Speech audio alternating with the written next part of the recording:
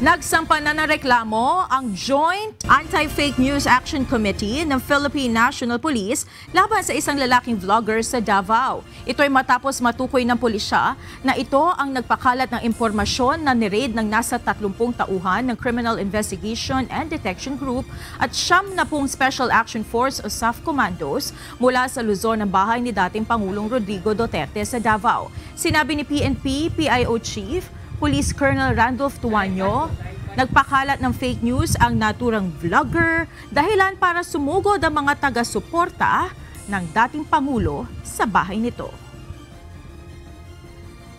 Ang napile po na kaso ay violation po ng Revised Penal Code Article 154 o ito po yung unlawful use of means of publication and unlawful utterances of the Revised Penal Code in relation to Section 6 of Republic Act 10175 o ito po yung Cybercrime Prevention Act of 2012.